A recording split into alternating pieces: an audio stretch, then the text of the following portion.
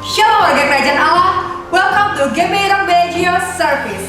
Sesaat lagi kita akan memulai ibadah online streaming ini. Dan mari kita siapkan hati, waktu, dan ajak keluarga saudara untuk bersama-sama memuji dan memuliakan Tuhan dan mendengarkan kebenaran firman-Nya. Ibadah ini juga disertai dengan perjamuan kudus. Jadi pastikan saudara telah mempersiapkan roti dan juga anggur sebelum mengikuti ibadah. Sebagai langkah untuk mempersiapkan generasi muda menjadi the representative of Christ Kingdom, Rocky Bellagio telah menyediakan kegiatan berupa Bible Study yang dapat diikuti oleh adik-adik Rocky setiap minggu jam 9 pagi dengan link yang akan dibagikan melalui grup WhatsApp. Kami yakin dan percaya melalui ibadah online streaming ini, kita semua akan diberkati dan mengalami lawatan Tuhan yang luar biasa. Selamat beribadah, Tuhan Yesus memberkati.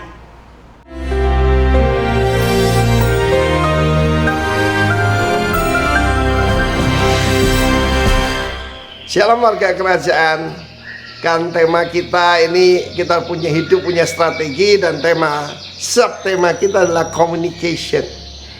Komunikasi itu, kalau kita tahu doa itu bukan laporan pada Tuhan satu arah, tapi dua arah. Begitu baiknya Tuhan, bahkan ketika dia baru Nabi Habakuk ini komplain. Kita hidup ini pilihan, bisa jadi komplainer atau praiser, warrior atau warrior. Itu up to you and up to me. Maka Tuhan menjawab, aku melakukan di zamanmu. Lihatlah kepada bangsa-bangsa, lihatlah kepada Gentiles, Goyim, ya, lihat kepada mereka. Aku melakukan, yaitu sesuatu yang kamu tidak akan dipercaya kalau aku lakukan padamu. Dan orang tanya, what is about corona ini? Kita melihat banyak eksesnya ya. Di Jepang ada corona recon, yaitu perceraian, yaitu di antara keluarga-keluarga. Biasanya Jepang itu perceraian itu 35%, 1 dari 3, tapi sekarang meningkat, saudara. Tapi bersyukur kalau kita punya Tuhan yang memberikan jawaban. Kan salah satunya yang menarik sekali dalam Habakuk 3 ayat ke-5, maka mendahuluinya berjalan penyakit sampar dan demam mengikuti jejaknya. Ayat-ayat sebelumnya berbicara tentang revival. Saya berani katakan bahwa melalui ini semua umat Tuhan sedang disucikan, dimurnikan, dan akan dipenuhi dengan Roh Kudus. Karena itu firman Tuhan mengatakan akan ada penyakit sampar dan demam. Wow, itu corona bukan? Tuhan izinkan. Ada ratusan ribu yang meninggal, ya. Supaya apa? Yang miliar ini diselamatkan. 7 miliar manusia, dan sebagian besar menuju kepada kebinasaan. Khotbah pendeta tidak cukup. Tuhan pakai yang paling kecil, makhluk paling kecil. Dia tidak pakai singa, dia pakai virus. Memang kematian dan penyakit bukan dari Tuhan, tapi ini Tuhan izinkan. Supaya apa? Supaya orang yang sombong pada bertobat semua.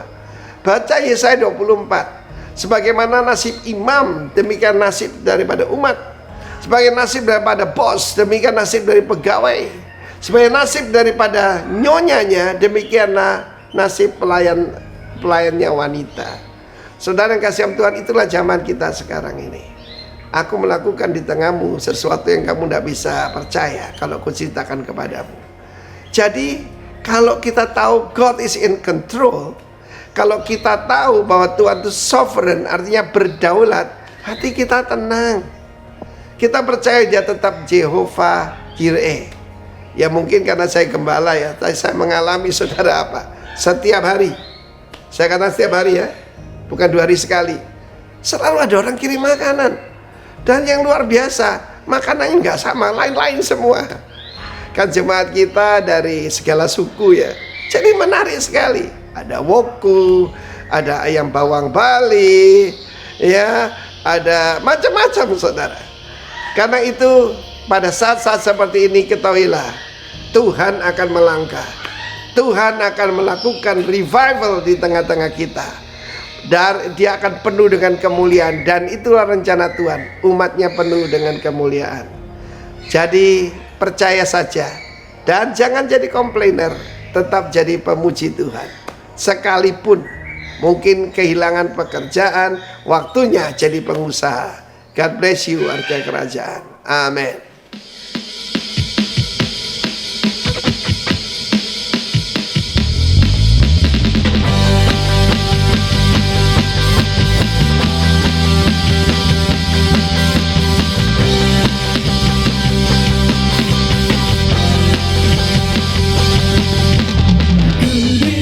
Kuasa dari Raja Mulia, menaklukkan musuh di bawah kakiku.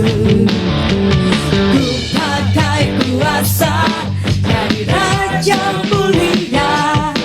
Bila Allah ada bersamaku, siapa jadi lawanku? Sungguh besar Kau Tuhanku, Engkau perisai hidupku. Ku berdiri dengan iman, iman dalam Yesus Tuhan. Kau yang memberi kemenangan, ku bersorak merayakan. Dan pujilah Engkau Raja segala raja.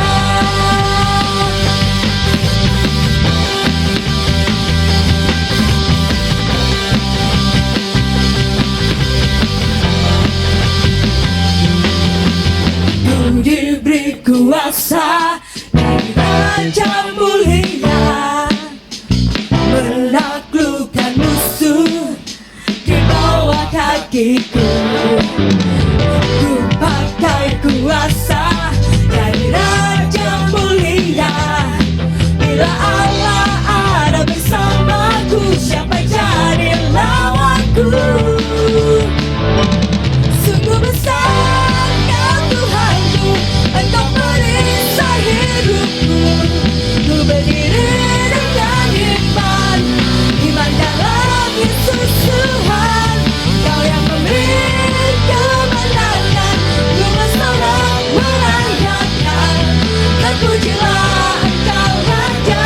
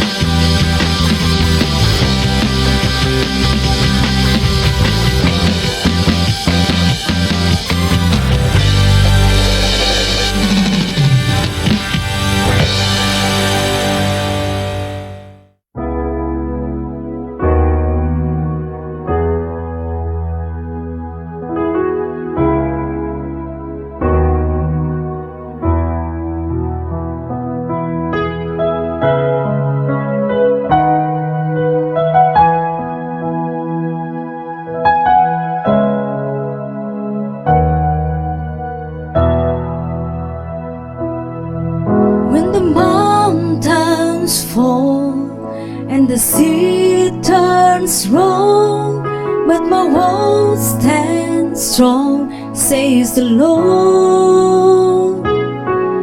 When the words get told, feel a broken heart, but my love won't fail, says the Lord.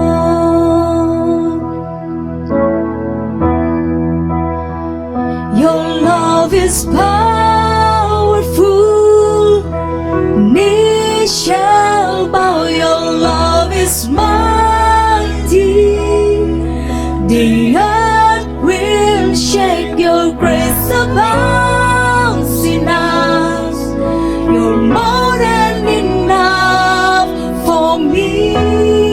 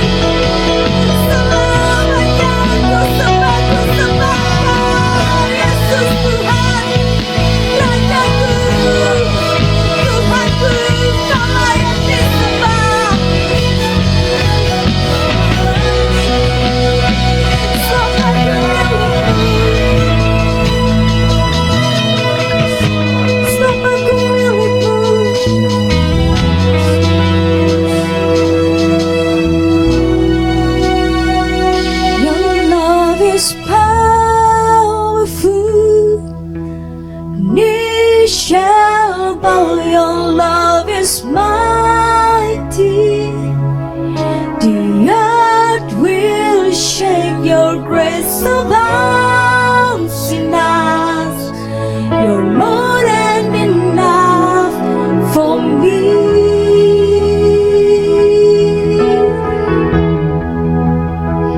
Jesus, you're able to break every chain. Our life is your hands. You're in control, grace overflows in us. You're more than enough for me.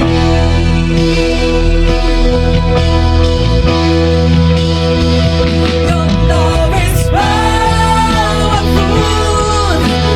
Knees shall bow, your love is mighty. The earth will shake, your grace abounds in us. You're more than enough for me.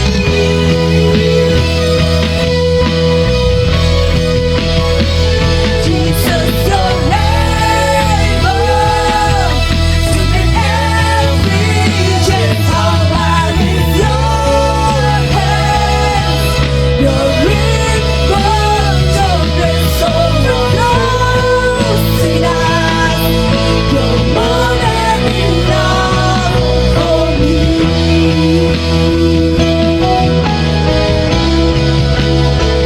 Grace overflows in us. You're more than enough for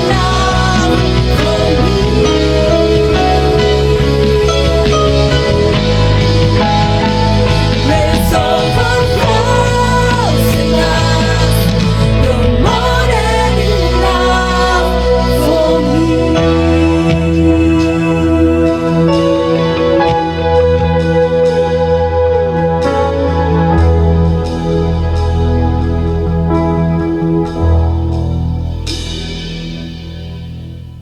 Haleluya, mari kita bersatu dalam doa. Tuhan, kami kembali datang kepadamu, kami bersyukur Tuhan.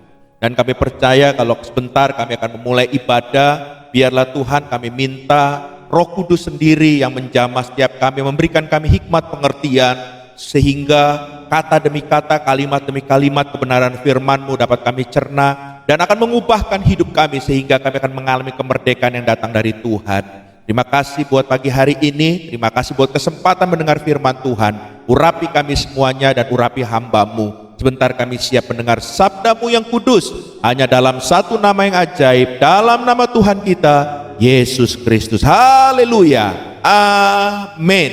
Haleluya.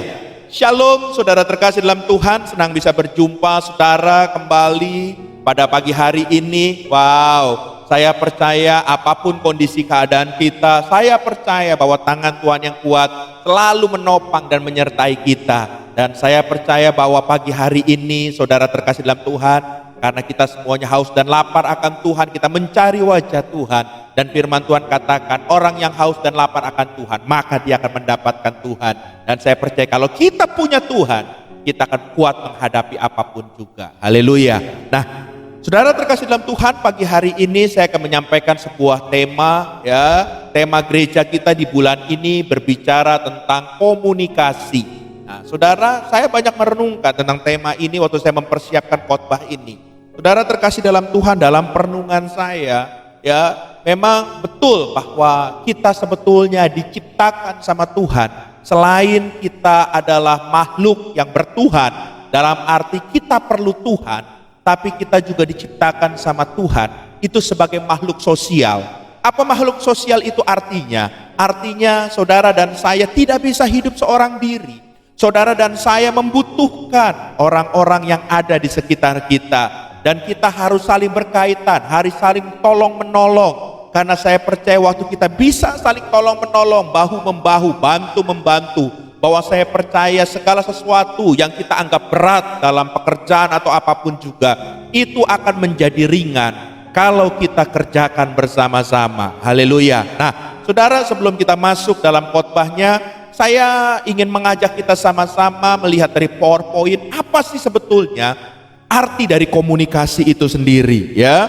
Arti dari komunikasi adalah suatu kegiatan yang dilakukan untuk saling berhubungan dengan pihak lain yang di dalamnya seseorang mengungkapkan atau membagikan aneka gagasan, pemikiran, dan ungkapan perasaan hatinya kepada orang lain.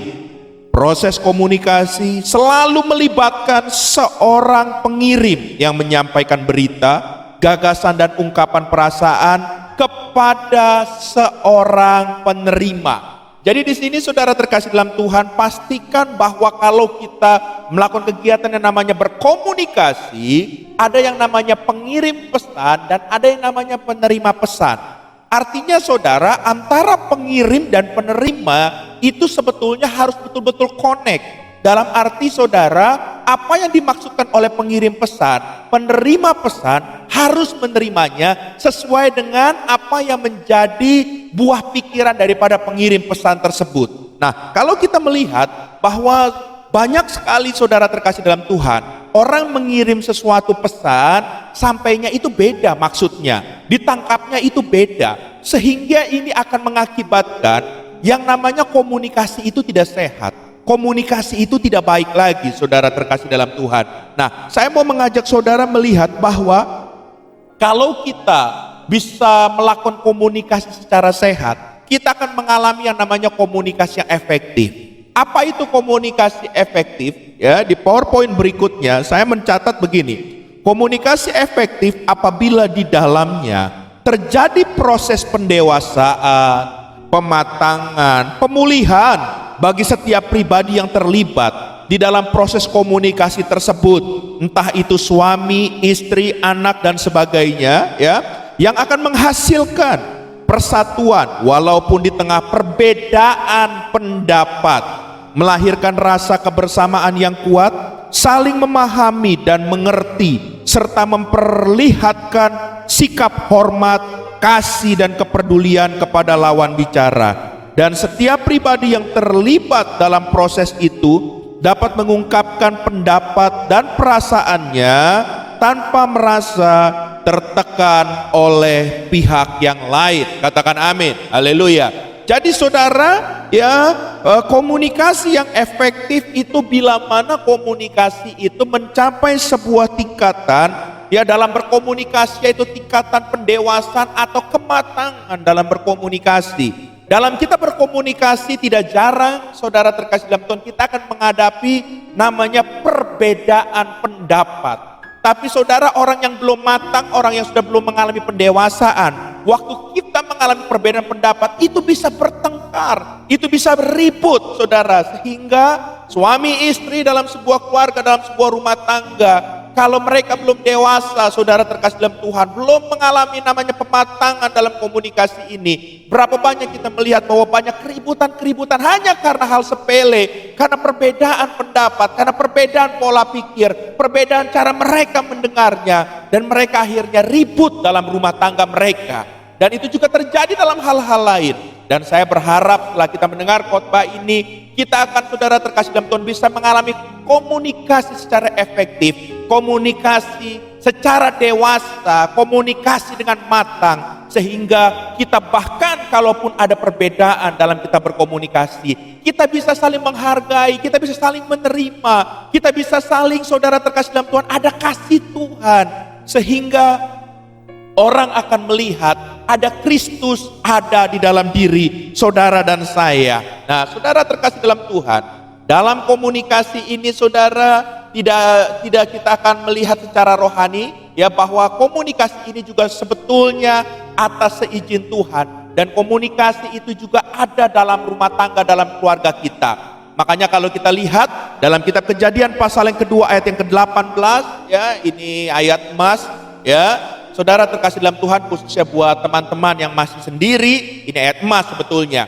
Kejadian 2 ayat 18 dikatakan, Tuhan Allah berfirman, tidak baik kalau manusia itu seorang diri saja.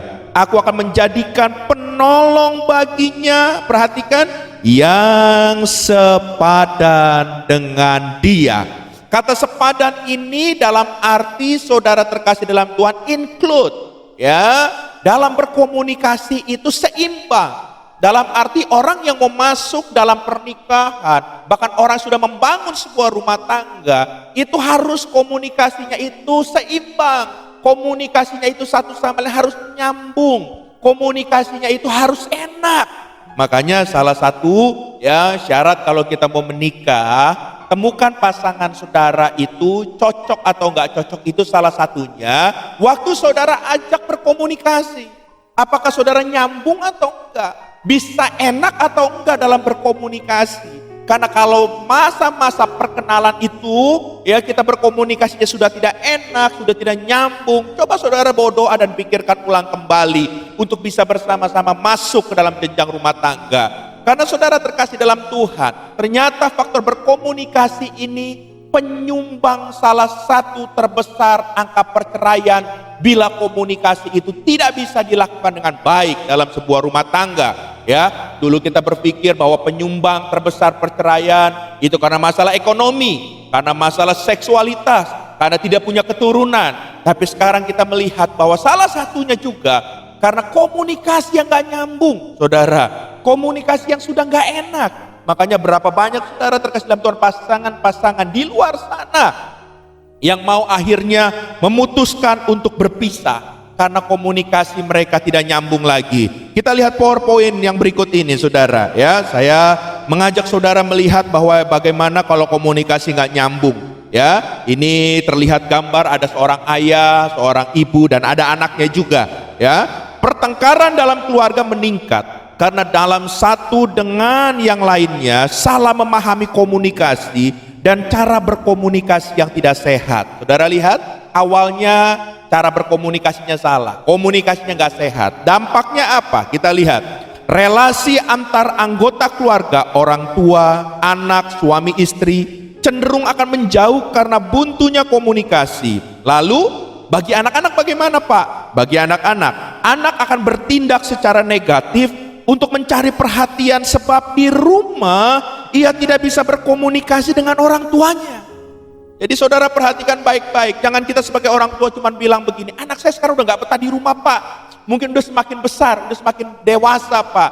Coba mungkin karena dia tidak nyaman dengan cara kita berkomunikasi dengannya, cara kita membangun hubungannya dengan dia. Saudara perhatikan, karena orang itu kalau namanya berkomunikasinya enak, nyambungnya enak, dia pasti akan betah bersama-sama, akan betah untuk tinggal, akan betah untuk bisa ngobrol enak saudara. Tapi kalau komunikasi sudah nggak nyaman, orang tersebut pasti dengan sendirinya bukan hanya tidak mau diajak bersama-sama lagi, tapi dia lebih cenderung menghindar saudara terkasih.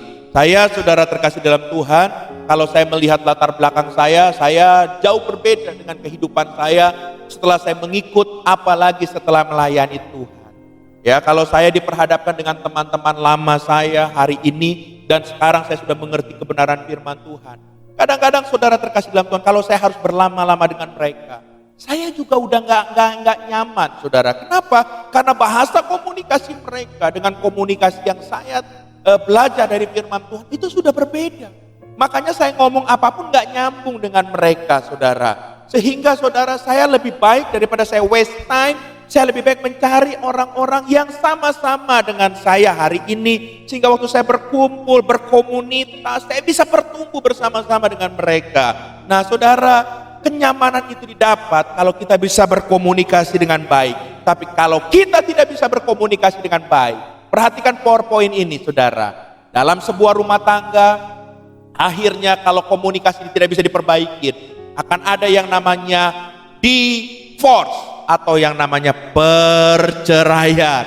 Oh haleluya, haleluya. Tuhan tidak suka yang namanya perceraian. Tapi kadang-kadang saudara, karena komunikasinya sudah tidak bisa diperbaiki, akhirnya banyak pasangan memutuskan, Pak kami ingin pisah saja.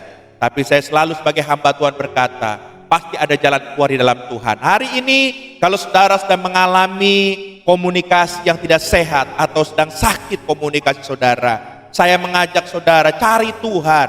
Saudara bisa ketemu dengan hamba-hamba Tuhan, kita bisa konseling, kita bisa cari solusinya supaya segala sesuatunya bisa diperbaiki lagi. Nah, saudara terkasih dalam Tuhan, ada beberapa hal yang saudara harus perhatikan, ya. Apa itu? Ya, bagaimana ada sikap-sikap yang harus kita hindari sehingga komunikasi itu menjadi tidak sehat, ya. Kita lihat baik-baik. Yang pertama, komunikasi yang harus kita hindari itu bila mana dalam kita membangun komunikasi itu selalu ada yang namanya kritik. Katakan sama-sama, kritik, ya.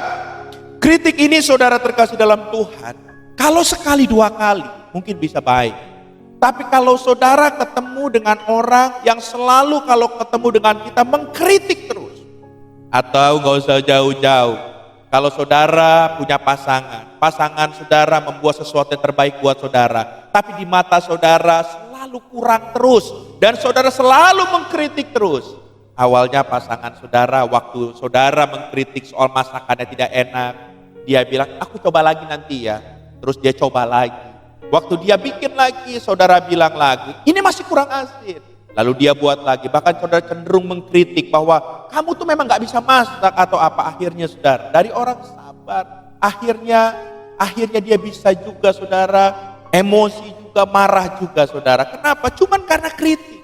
Jadi saya mau bilang sama saudara, hindari kata-kata kritik saudara. Saudara harus bisa menerima kalau dalam kita berkomunikasi, kita harus bisa menghargai orang, jangan cuma bisa mengkritik saudara. Lalu hal yang kedua yang harus kita hindari dalam berkomunikasi, khususnya dalam berumah tangga, yaitu sikap memandang rendah pasangan kita. Saudara harus tahu, seberapapun pasangan kita tidak sempurna atau ada kekurangan, saudara terkasih dalam Tuhan, kita harus tahu bahwa pasangan kita, firman Tuhan katakan adalah teman pewaris tahta kasih karunia Tuhan, atau teman pewaris kerajaan Tuhan. Oleh sebab itu saudara, kita harus bisa menghargai. Kalau kita dalam berkomunikasi sudah tidak bisa menghargai saudara, ini adalah awal komunikasi kita menjadi komunikasi yang rusak, yang tidak baik saudara. Dan itu bisa menyebabkan hal-hal yang buruk terjadi dalam rumah tangga kita, dalam pelayanan kita atau dalam pekerjaan kita. Dimanapun Tuhan taruhkan kita, mari kita bisa menghargai saudara, dengan tim kita, dengan pasangan kita, dengan siapa yang Tuhan taruhkan itu. Belajar menghargai. Orang yang menghargai bahasanya itu beda dalam membangun komunikasi. Kalau orang sudah tidak menghargai, kata-katanya itu bisa lebih cenderung memerintah, menyuruh-nyuruh, ngebosi. Tapi orang yang menghargai, sekalipun dia butuh bantuannya, dia akan bilang gini, maaf, kamu bisa bantu saya enggak? Tolong dong, ada kata tolong saudara. Dan saya percaya orang yang diminta tolong itu, atau pasangan kita, atau tim kita, itu akan merasa lebih dihargai. Daripada kamu bilang begini, kamu harus ini ya, kamu harus itu ya, kamu bisa gak sih, kamu ini dong. Saudara, orang akan merasa, loh sekali dua kali ya memang kita berteman, tapi lama-lama mereka akan bilang, loh emang kamu siapa? Kamu bisa memperlakukan saya seperti itu. Oleh sebab itu saya mau sampaikan kepada saudara, perasaan menghargai itu sangat penting ya. Hindari perasaan tidak menghargai lagi ya partner kita atau pasangan kita atau tim kita. Yang ketiga yang harus kita hindari ya, yaitu adalah saling mempertahankan diri atau defensiveness ya, saling mempertahankan diri. Dalam berkomunikasi tidak menutup kemungkinan ada hal-hal yang tidak sependapat dengan kita, atau ada hal-hal yang memang pemikirannya berbeda. Jadi saudara terkasih dalam Tuhan, jangan kita saudara mempertahankan diri kita, merasa jawaban kita itu yang terbaik, buah pikiran kita dalam berkomunikasi itu yang terbaik. Coba belajar menerima dulu, mendengar dulu. Orang yang saudara mempertahankan dirinya, orang ngomong apa dia selalu bilang, kamu salah, saya yang benar. Saudara, please, jangan kita punya sikap seperti itu. Karena kalau saudara sudah berkomunikasi seperti itu awal kerusakan dalam saudara membangun sebuah komunikasi. Lalu yang keempat, ada saatnya saudara komunikasi harus kita hindari. Komunikasi itu namanya stonewalling atau namanya diam membatu. Ada hal-hal orang sudah coba ngomong tapi tidak ada solusi, tidak ada jalan keluar. Akhirnya ada orang-orang tertentu ya, waktu kita menghadapi itu, kita akan saudara punya sikap, ya sudah saya diam aja. Terserah mau ngomong apa juga diam saja. Saudara, apakah itu baik dalam membangun sebuah komunikasi? Kalaupun itu terjadi sama kita, ada hal yang tidak menyenangkan kepada kita, dan kita diam membatu. Saudara terkasih dalam Tuhan, saya mau kasih tahu sama saudara, sebetulnya itu bukan cara berkomunikasi yang sehat. Karena dengan saudara diam membatu, orang tidak mengerti sesungguhnya apa yang menjadi keluh kesah kita, apa yang menjadi kerinduan kita. Lebih baik kalau ada masalah, kita bicara empat mata. Pertemukan dengan hati dan pikiran yang dingin dengan kasih Tuhan.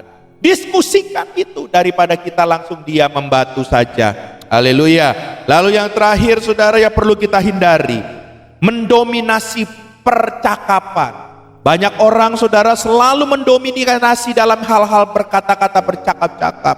Sampai ada orang-orang yang akhirnya saudara ingin menyampaikan komunikasinya, menyampaikan bicara lagi saudara. Itu gak kebagian. Karena dari awal sampai akhir saudara sudah mendominasi. Saudara kalau berkomunikasi ada waktunya kita bicara, ada waktunya juga kita diam.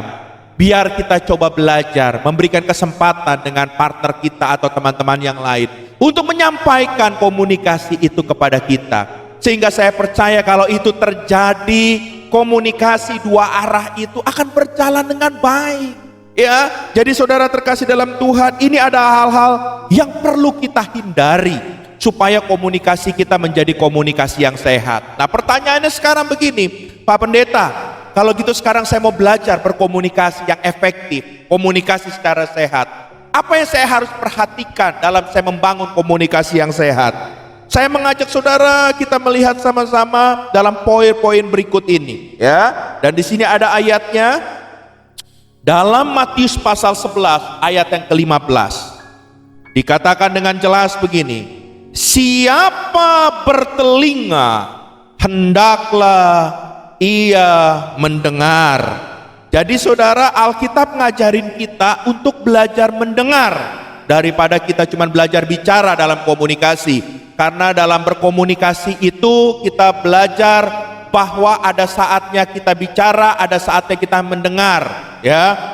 Nah, saudara, bahkan dalam Yesaya pasal 59 ayat yang pertama dikatakan begini, sesungguhnya tangan Tuhan tidak kurang panjang untuk menyelamatkan. Perhatikan baik-baik, dan pendengarannya tidak kurang tajam untuk apa saudara? Mendengarnya. Saudara, ternyata kita punya Tuhan juga yang suka mendengar. Haleluya. Makanya kita suka berdoa. Dan kita percaya bahwa waktu kita berdoa, Tuhan mendengar semua jeritan doa kita. Kalau Tuhan tidak suka mendengar, buat apa kita berdoa? Kita berdoa karena kita tahu bahwa Tuhan punya sesuatu yang Dia menghargai saudara dan saya dari apa yang menjadi kerinduan kita. Makanya Dia pasang telinganya untuk mendengar. Tapi saya banyak menemukan hari-hari ini, khususnya dalam rumah tangga, banyak pasangan-pasangan yang mau menang sendiri, yang egois, cuma mau bicara tapi tidak mau mendengar. Saudara, tips yang pertama saya ingin sampaikan, jadilah pendengar yang baik. Waktu saudara jadi pendengar yang baik, maka komunikasi itu akan bisa berjalan dengan baik. Haleluya. Sekalipun kita adalah imam dalam rumah tangga, sekalipun kita dianggapnya adalah kepala keluarga, tapi bukan berarti kita tidak punya kesempatan untuk kita mendengar mereka yang kita gembalakan dalam keluarga kita. Haleluya. Coba izinkan supaya mereka juga bicara dan kita mendengar. Waktu kita sudah menyampaikan aspirasi kita, izinkan respon mereka bagaimana. Ya, dalam kepemimpinan saya dalam menggembalakan jemaat Tuhan, saya juga belajar. Saya belajar pasang telinga lebar-lebar. Saya belajar menampung semua aspirasi dari teman-teman jemaat, dari teman-teman pelayan Tuhan. Karena satu hal, selama itu buat kebaikan dan kemuliaan Tuhan, saya pasti akan dengar dan saya akan lakukan. Karena kadang-kadang saudara terkasih dalam Tuhan, tidak semua itu bisa kita pikirkan dengan apa yang menjadi tanggung jawab kita, dengan beban yang kita sedang hadapi. Enggak semuanya kita bisa pikirkan. Dan kadang-kadang Tuhan taruhkan ada orang-orang di sekitar kita. Tuhan juga kasih hikmat buat mereka untuk melengkapi kita. Termasuk Tuhan kasih hikmat buat pasangan kita untuk juga menolong kita. Makanya kalau kita nggak pernah mau dengar mereka, saudara, yang seharusnya kita ditolong, yang harusnya kita dibantu, kita nggak akan mendapatkan itu.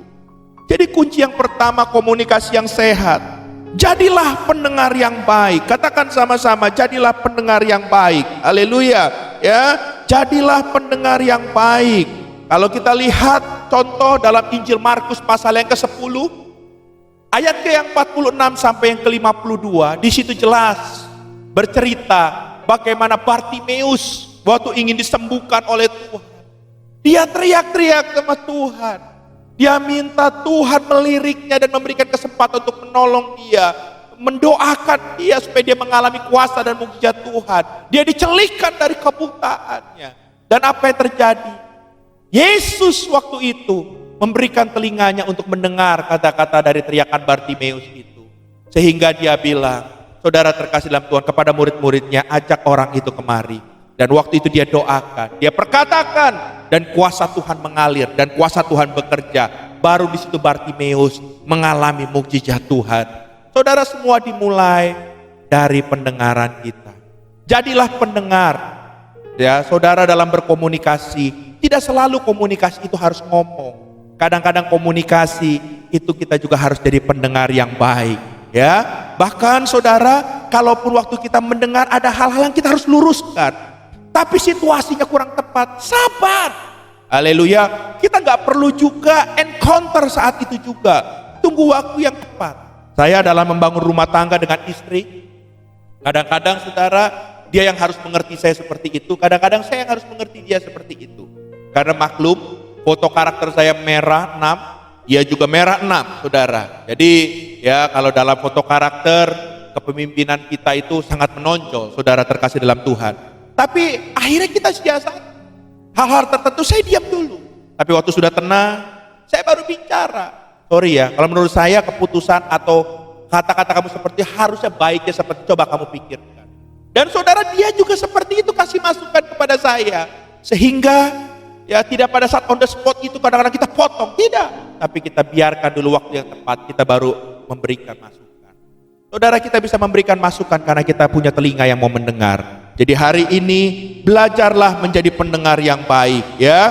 Keuntungannya menjadi pendengar yang baik. Kalau saudara ada dalam rumah tangga, yang pertama keuntungannya, anggota keluarga akan berani terbuka membicarakan suasana hatinya, bahkan pergumulan yang dialami atau dirasakannya. Termasuk anak-anak kita. Waktu dia nyaman dengan gaya komunikasi kita mau mendengar, dia akan terbuka dengan kita.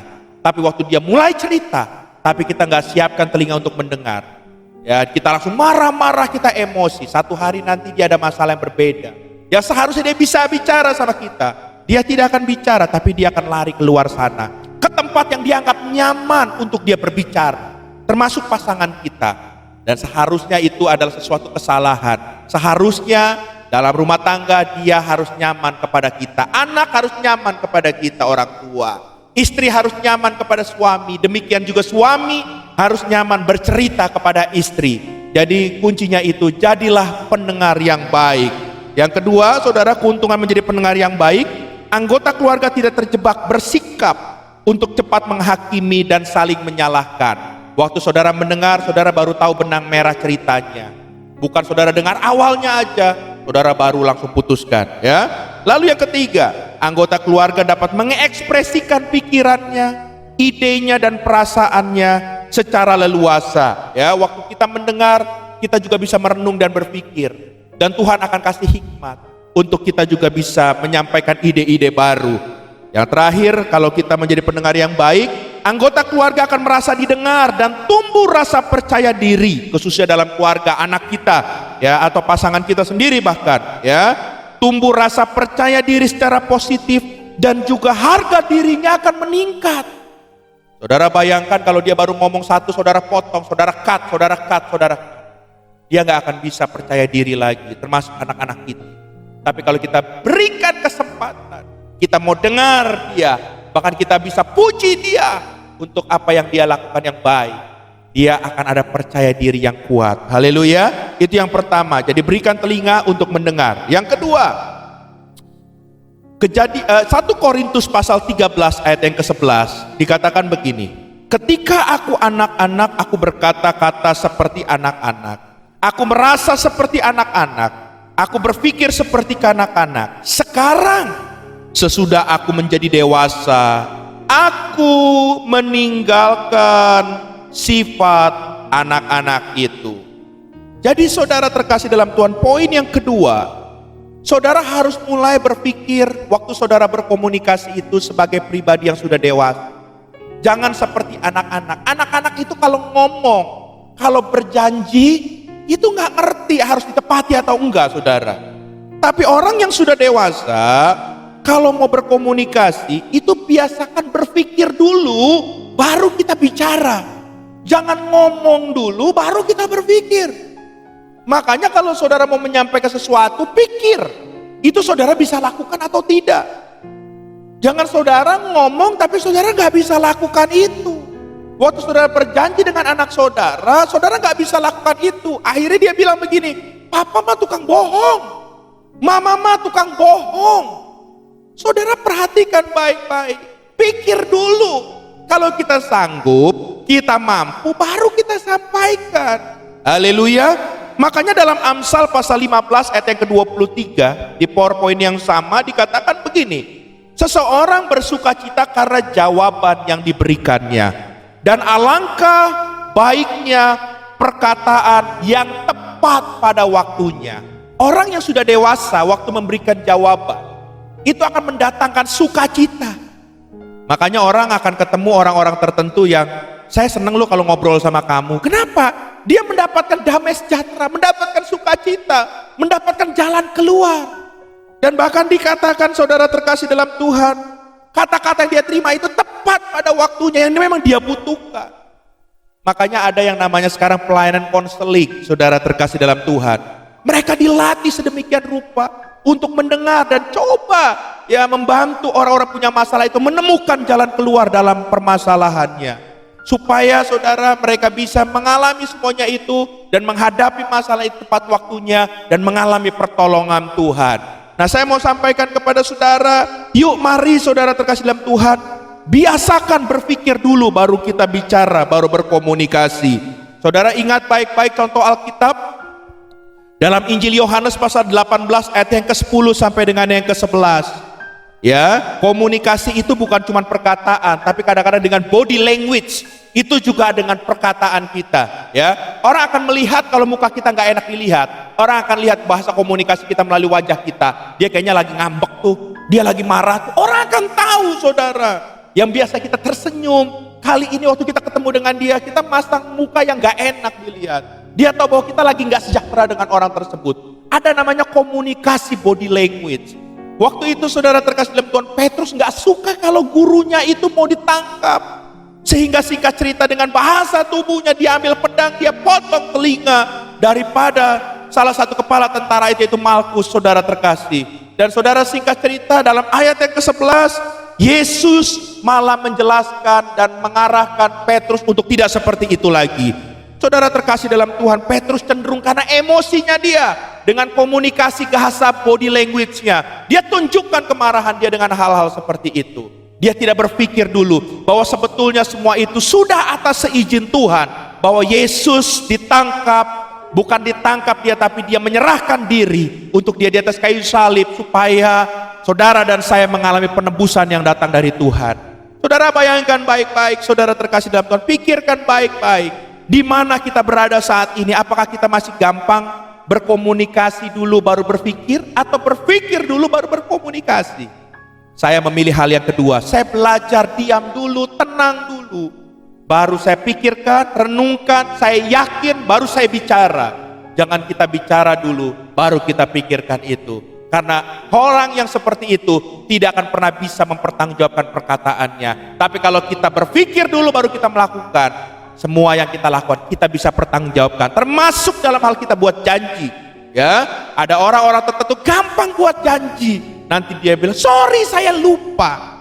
Tapi orang-orang yang mau belajar berpikir, dia yakin, dia cek schedule-nya, oke, dia masukkan ke schedule baru dia bilang oke saya bisa. Saudara, saya percaya orang-orang seperti itu tidak akan miss dalam penjadwalan, dalam berjanji. Haleluya. Hal yang terakhir yang saya ingin sampaikan kepada saudara, dalam Yakobus pasal 1 ayat 19 sampai yang ke-26, ya. Di sini saudara terkasih dalam Tuhan bercerita bagaimana Tuhan mengajar saudara dan saya dalam berkomunikasi itu harus mengikuti perintah Tuhan. Oleh sebab itu saudara terkasih dalam Tuhan, mengikuti perintah Tuhan, bicara dalam berkomunikasi. Perintah Tuhan itu, hukum Tuhan itu yang terbesar apa sih saudara? Yaitu kasih. Jadi saya mau sampaikan, waktu saudara membangun komunikasi dan saudara adalah pelaku firman Tuhan, dalam komunikasi itu dasarnya adalah kasih. Saudara harus bisa bicara sekalipun saudara lagi emosi atau saudara sedang dilukai, tapi dengan kasih Tuhan. Belajar kendalikan emosi saudara. Belajar kendalikan perkataan saudara. Saudara lagi kesal sama pasangan saudara, saudara mulai kendalikan itu. Karena saudara melihat ada kasih Tuhan yang Tuhan taruhkan dalam hidup saudara. Sehingga saya percaya dengan kasih Tuhan yang ada dalam hidup saudara, dan saudara keluarkan kata-kata komunikasi yang baik. Sekalipun ada orang mencaci saudara, saudara balas dengan baik, dengan lembut. Saya percaya semuanya yang awalnya posisinya keadaannya sedang mulai memanas, itu akan bisa teduh karena di dalam diri saudara ada Kristus. Apakah saudara bertanya, Pak Pendeta sudah bisa seperti ini? Saya juga masih berproses. Saya harus jujur sama saudara. Saya harus lakukan ini dan saya mau coba menjadi pelaku firman Tuhan. Jadi siang hari ini saya mengajak kita, yuk kita sama-sama belajar. Ada kasih Tuhan yang akan kita lakukan dalam kita berkomunikasi, supaya saudara melihat ada Kristus dalam hidup kita. Amin. Saya percaya sebenarnya ada banyak poin, tapi 3 hal ini saja kalau kita sudah lakukan, saudara akan bisa mengkomunikasikan segala sesuatu dengan baik. Khususnya bagi kita membangun rumah tangga, membangun keluarga kita, akan menjadi keluarga yang sehat dalam berkomunikasi. Percayalah sama saya, kalau keluarga kita komunikasinya sehat, istri itu akan betah dekat dengan saudara. Suami juga akan pengen cepat pulang ke rumah bersama-sama dengan saudara.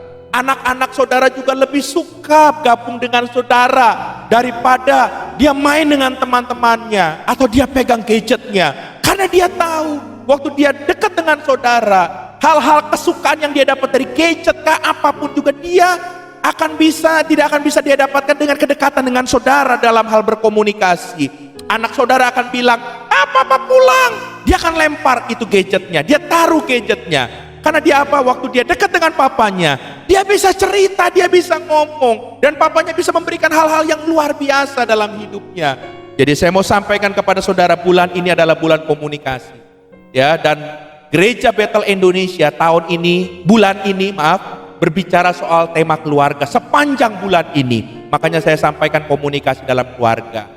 Saudara terkasih dalam Tuhan, yuk kita bangun komunikasi yang baik. 3 hal, sekali lagi yang saya ingin sampaikan, komunikasi yang sehat. Yang pertama, jadilah pendengar yang baik. Yang kedua, biasakan untuk berpikir dulu, baru bicara. Yang ketiga, berkomunikasilah mengikuti firman Tuhan, supaya saudara bisa berkomunikasi dalam kasih Tuhan. 3 hal ini saudara lakukan, saya percaya ada surga turun dalam rumah tangga saudara. Ada surga turun dalam pelayanan saudara. Ada surga turun dalam pekerjaan saudara. Sehingga saya percaya kita akan mengalami promosi demi promosi yang datang dari Tuhan. Haleluya. Sama-sama kita kasih tepuk tangan buat Tuhan kita. Haleluya. Mari kita tundukkan kepala kita bersatu dalam doa. Bapa yang baik, kami bersyukur buat mendengar firman-Mu hari ini. Kami percaya sekalipun kami masih banyak kekurangan, tapi kami tahu Tuhan bahwa Engkau telah mengutus seorang penolong yang namanya Roh Kudus. Kami minta saat ini Tuhan, Roh Kudus menjagai lidah bibir kami, supaya dari lidah bibir kami dalam kami berkomunikasi tidak lagi mengeluarkan perkataan yang sia-sia. Biarlah lidah bibir kami ini Kau kuduskan, lidah bibir kami Engkau urapi Tuhan, sehingga apa yang kami perkatakan semuanya itu menyenangkan hati Tuhan. Semua yang kami perkatakan itu cuma meninggikan Tuhan Yesus saja. Dan kami percaya waktu kami melakukan dengan kami berkomunikasi dengan baik melalui lidah bibir kami yang telah diurapi oleh Tuhan, maka dimanapun kami Tuhan taruhkan, kami akan menjadi pembawa damai sejahtera, kami akan membawa sukacita khususnya untuk rumah tangga dan keluarga kami Tuhan. Terima kasih Tuhan, Engkau materaikan firman Tuhan hari ini. Biarlah kami menjadi pelaku-pelaku firman-Mu Tuhan. Kami menjadi orang-orang yang bisa berkomunikasi dengan baik. Dan biarlah juga melalui bulan komunikasi ini Tuhan, bukan hanya kepada sesama, tapi Engkau tolong kami untuk kami selalu bisa berkomunikasi, membangun hubungan yang lebih lagi dengan Engkau Tuhan Yesus. Terima kasih materaikan firman-Mu ini. Dalam nama Yesus kita semua telah diberkati. Sama-sama kita katakan amin. Haleluya. Saudaraku yang dikasihi oleh Tuhan, jemaat Tuhan, mari kita siapkan roti dan anggur di tempat kita masing-masing, ya. Saya percaya bahwa waktu kita menerima tubuh dan darah Yesus ini ada kuasa yang bekerja dalam hidup kita, dan itu membuat bahwa kita sungguh-sungguh mengasihi Tuhan. Oleh sebab itu, mari kita siapkan, kita menerima tubuh dan darah ini dengan iman percaya kita kepada Tuhan. Mari kita bersatu dalam doa. Tuhan, kami bersyukur kalau hari ini kami boleh kembali Tuhan bersekutu dengan tubuh dan darah-Mu. Karena kami percaya 2000 tahun yang lalu Engkau mati di atas kayu salib, memberikan tubuh-Mu, memberikan darah-Mu untuk memberikan keselamatan buat kami. Kalau keselamatan itu saja Engkau berikan buat kami, apalagi yang lain-lain Tuhan. Kami tahu bahwa Engkau Tuhan yang sungguh menyayangi kami. Dan hari ini kami akan menerima tubuh dan darah-Mu Tuhan. Kuduskan setiap kami, agar setiap kami berlayak waktu kami menerima tubuh dan darah-Mu Tuhan. Terima kasih Tuhan, kami siap menerimanya dalam nama Yesus. Haleluya, amin. Saudara terkasih dalam Tuhan, mari kita angkat ya roti dan anggur yang telah kita sediakan. Kita angkat.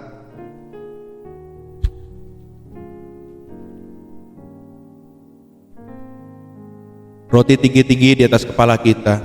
Haleluya, haleluya. Demikian firman Tuhan. Dan sesudah itu ia mengucap syukur atasnya, ia memecah-mecahkan dan berkata, inilah tubuhku yang diserahkan bagi kamu, perbuatlah ini menjadi peringatan akan aku. Saudara-saudara percaya bahwa roti di tangan kanan saudara lambang persekutuan saudara dengan tubuh Kristus, katakan amin. Mari kita menyantap bersama-sama dalam nama Yesus.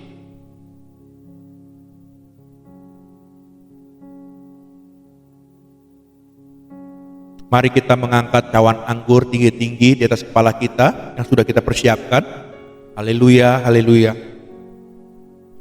Demikian juga ia mengambil cawan sesudah makan lalu berkata, cawan ini adalah perjanjian baru yang dimateraikan oleh darahku. Perbuatlah ini setiap kali kamu meminumnya menjadi peringatan akan aku. Saudara-saudara percaya bahwa cawan di tangan kanan saudara lambang persekutuan dengan darah Kristus, katakan amin. Mari kita meminumnya bersama-sama dalam nama Yesus. Bapa yang baik, kami bersyukur buat persekutuan kami yang indah, yang manis melalui tubuh dan darah-Mu Tuhan. Materaikan persekutuan ini dalam hidup kami, sehingga hidup kami akan menjadi hidup yang sempurna di pemandangan Tuhan. Kami akan semakin bertumbuh dewasa, bahkan berbuah lebat di dalam Tuhan. Bahkan kami percaya kami telah menjadi pribadi yang berkenan, sehingga kami percaya tidak ada lagi kutuk yang berkuasa dalam hidup kami, karena kami telah menjadi pribadi yang diberkati oleh Tuhan. Oleh sebab itu juga kami percaya Tuhan, bahwa kami yang datang dengan sakit penyakit, dengan bilur-bilur darah Yesus, kami percaya Engkau telah menjamah, Engkau telah menyembuhkannya dalam nama Yesus, dalam nama Yesus.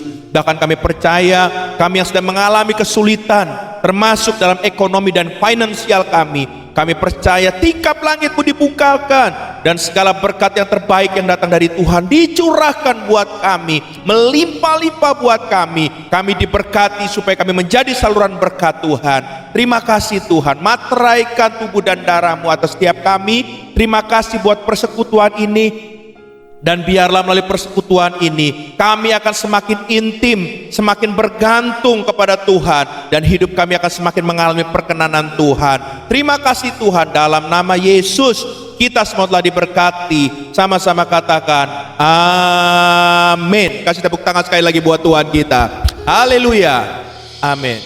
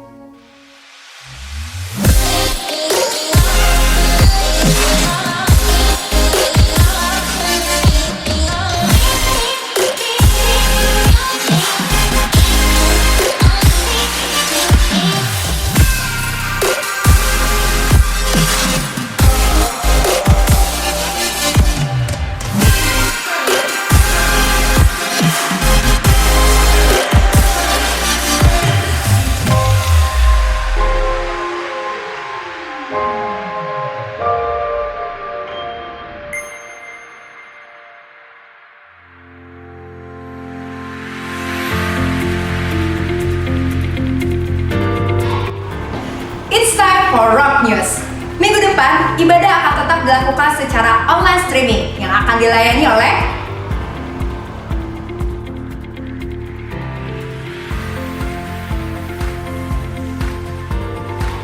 doa puasa yang akan dilaksanakan setiap hari Jumat malam sampai dengan Sabtu siang. Mari kita ambil bagian dalam doa untuk bangsa Indonesia dan kota Jakarta. Komunitas Salim atau Komsel yang akan diadakan secara online. Saudara dapat menghubungi gembala Komsel masing-masing. Untuk memperlengkapi diri dalam menjalani kehidupan yang Tuhan sediakan, mari kita terus bangun mesbah keluarga yang dapat saudara lakukan di rumah masing-masing setiap harinya. Dan bagi saudara yang ingin membantu dan memberkati pelayanan kami di tempat ini, dapat memberikan persembahan melalui scan QR Code atau transfer bank berikut ini.